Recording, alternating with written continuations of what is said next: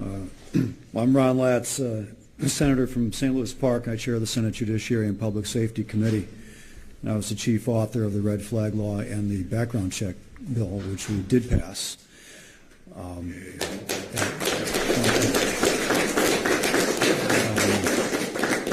I really hope that we have a path forward on a bipartisan basis this year. As the governor said, this shouldn't be a partisan issue. This should be a safety issue.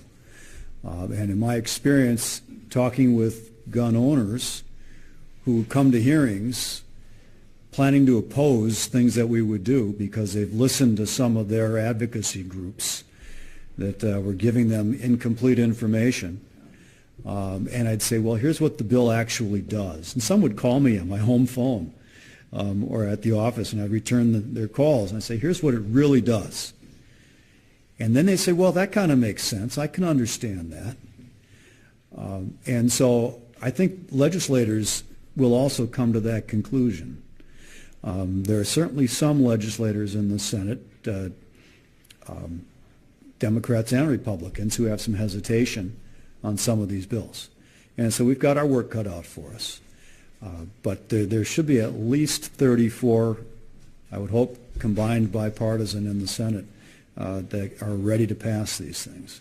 And one reason I have that hope is because there are Democrats and Republicans in purple districts that if they're listening to their constituents, and frankly, if they want to get reelected, they're going to vote with us on some of these things to pass the bills that their constituents, the residents that they represent, want to see passed into law. Senator Latz, do you anticipate is there any room for strengthening the red flag law? Obviously, we've seen some data to suggest that it's working. I've heard that from some Democrats that you could go further in the amount of people who could petition a court to have somebody's gun suspended, or is that kind of set in stone, you think? Well, nothing's set in stone. We revisit laws every year around here as we get some experience learning how they're implemented. I've got some county prosecutors that I'm in touch with that send me suggestions for tweaking the language in the statute to make it work better. The governor's got a proposal to include some funding for education and for training. And I agree with that, training law enforcement, training the prosecutors who will be bringing most of the petitions, and also getting information out there to the general public so they know this is a tool that's available. If they're within the categories of those who can bring a petition, great, they'll know what they can do, or they can always call law enforcement that is included in those who can bring petitions.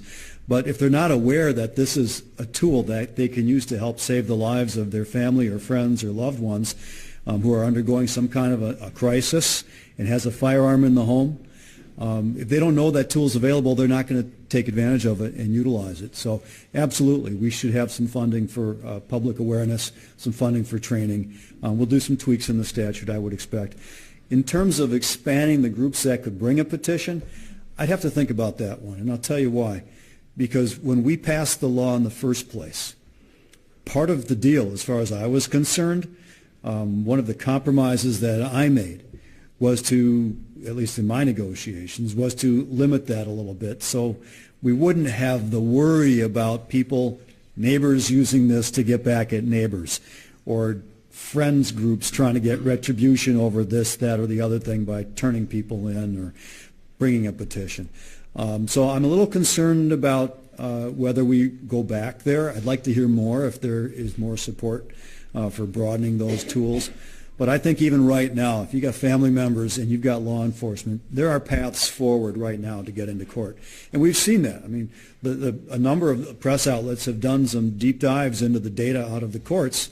It's been used over 400 times with these petitions, and 85% of them result in court orders that are separating the firearms from the person in crisis. So we absolutely know lives have been saved with this, even as the law is written now. Can we do better? We will always try to do better.